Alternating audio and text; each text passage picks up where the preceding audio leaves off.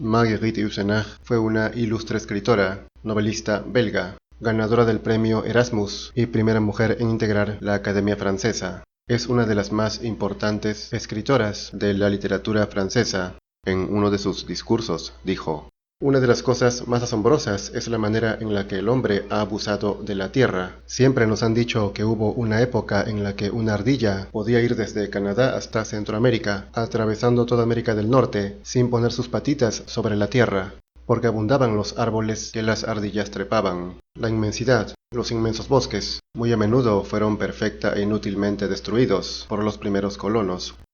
Este planeta no siempre lució como luce hoy. En la medida en que fue creciendo la llamada civilización, se fue aniquilando también la naturaleza, justamente para construir ciudades". Cuenta: "En la época en que Cristóbal Colón viajó por primera vez al archipiélago del Caribe, la vegetación era tan exuberante que lo llamó los jardines de la reina. Tan bello era, habló de las frutas salvajes. El año pasado recorrí el archipiélago del Caribe y lo más que vi fueron condominios, echando de nuevo a perder la naturaleza espantosamente. Estamos destruyendo la selva tropical, con resultados nefastos para el clima. En este caso, construir significa primero destruir. Se extermina lo natural para poner en su lugar algo artificial".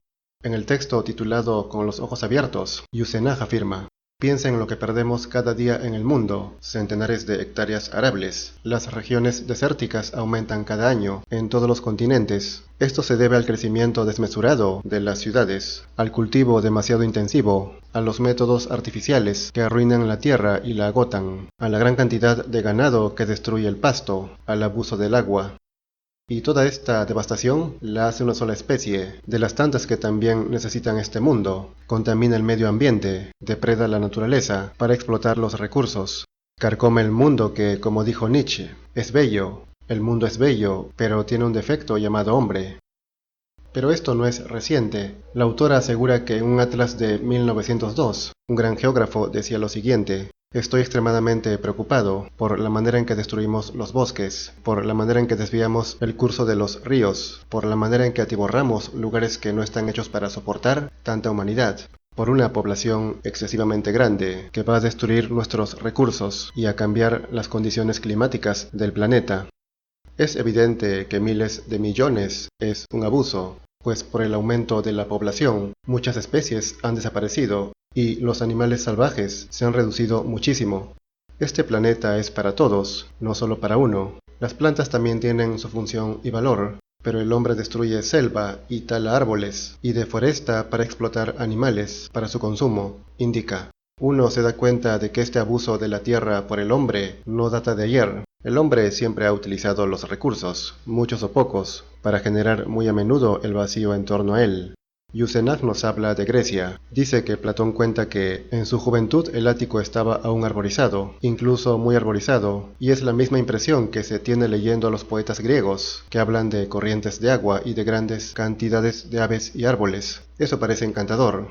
En efecto, los griegos a menudo aluden a bellos paisajes, a plantas, flores, jardines. Señala que Atenas fue deforestada durante la guerra del Peloponeso, entre Atenas y Esparta. Se cortaron muchos árboles para construir barcos que se usarían en los combates.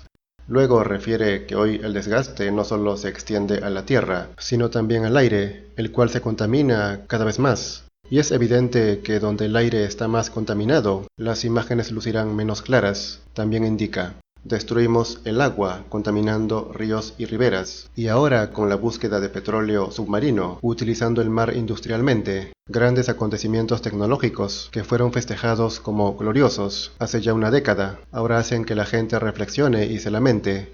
Lo mismo sucede con la minería. Se contamina ríos, lagos, y los animales se quedan sin agua y mueren. Después se siente pena de todo esto, pero sigue sucediendo".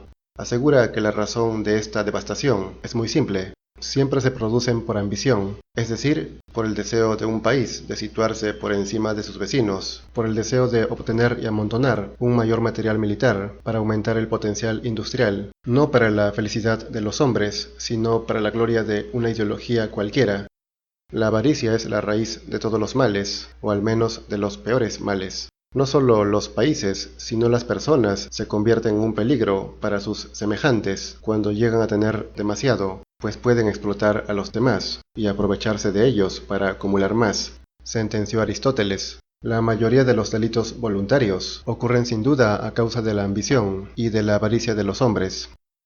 Si son capaces de explotar a sus semejantes, con mayor razón, lo hacen con la naturaleza y los animales. No tienen reparos en contaminar y destruir. Entonces, por una parte tenemos la ambición, esa especie de sorda violencia que consiste en querer elevarse a toda costa por encima del vecino, y por otra una especie de avidez, de necesidad de posesión, de creerse rico y sentirse seguro, aun cuando nadie lo está. El error y la locura continúan, porque a la gente le falta imaginación. El problema es que la gente admira la riqueza demasiado. Resulta que los ricos son los ejemplos a seguir, no la virtud, no la ética, sino el dinero. Sentenció Platón que cuando en una ciudad son honrados la riqueza y los ricos, se aprecia menos la virtud y los virtuosos. De modo que mientras más se ensalce la riqueza, menos virtud habrá y por ende más maldad, lo cual coincide con que la avaricia es la raíz de todos los males. Luego Yustenach reflexiona. En el momento en que el hombre dejó de gozar de su trabajo personal, se volvió cada vez más y más esclavo de un trabajo en equipo. El campesino de la Edad Media, el campesino de hasta mediados del siglo XVIII, que fabricaba la cuna para sus hijos, su propia cama, las mujeres que hacían sus propias conservas, sus propias mermeladas, su propia comida, y que incluso mataban sus propios animales, en lugar de matarlos industrialmente. Vivían en un medio en el que todo se conservaba mucho más y se disfrutaba de los pequeños trabajos realizados. Existía entonces ese contacto directo entre el hombre y la naturaleza. La verdadera libertad e independencia consiste en hacer todo por uno mismo. La vida ideal, perfecta e irreprochable, es aquella en la que uno propio fabrica todo lo que necesita, como se hacía en la antigüedad.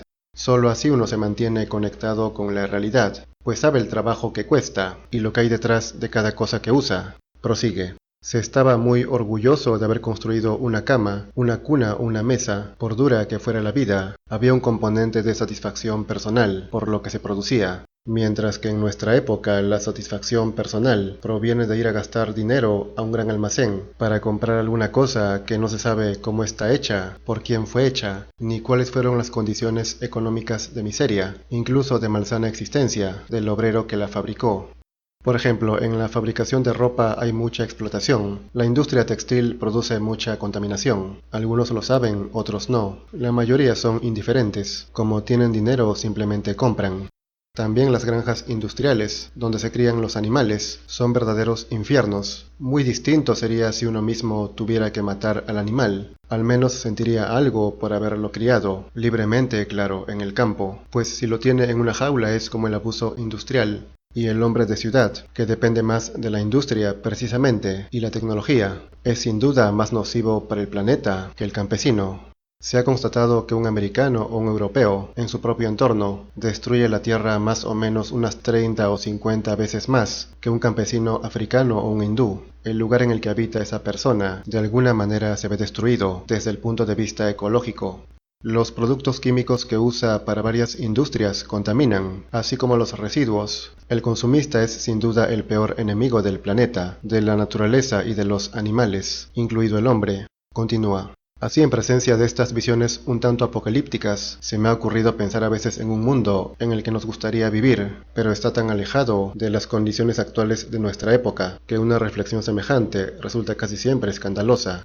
Después de exponer esta triste realidad, Yustenach, en otro texto titulado Pensamientos y Reflexiones, dicta algunos consejos para no contribuir, o en todo caso contribuir lo menos posible, a la destrucción del planeta. Indica: jamás conservar algo inútil, jamás comprar algo inútil, jamás tener un vestido que no esté limpio, arreglado, listo para ser usado, pero llevarlo en lo posible hasta que se vuelva un harapo durante las horas de trabajo, con esa belleza propia de lo que está gastado y marchito. Esto por horror al falso lujo y a las falsas elegancias. Justamente la moda y la vanidad hacen que uno quiera comprar más cosas aunque no las necesite, solo para variar, lo cual es ser superficial. Y como afirmó Nietzsche, abundan en la tierra los superfluos. La vida está echada a perder por tanta humanidad superflua. También la autora dice: comer siempre los alimentos más simples, más puros y más frescos posibles. Nada de carne, solamente cuando la cortesía lo exija, y solamente un bocado. La carne proviene de un ser sensible. Antes de ser carne fue alguien que obviamente no nació para estar encerrado y sufrir por el resto de su vida con la cría intensiva. Prosigue. Huevos sí, pero lo menos posible, a menos que logres que provengan de aves que viven una vida natural y sana, sin estimulante artificial alguno, y no de miserables gallinas máquinas, obligadas a poner en cadena y amontonadas en los escasos centímetros en los que son encerradas durante su vida productiva.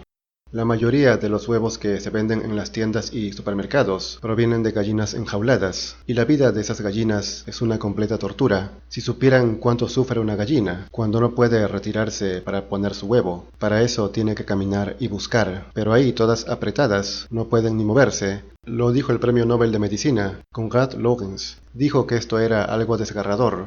Es una completa crueldad. Continúa. Leche sí, siempre que sepas que no proviene de una vaca de la que ignoras cómo es tratada y que terminará en la carnicería.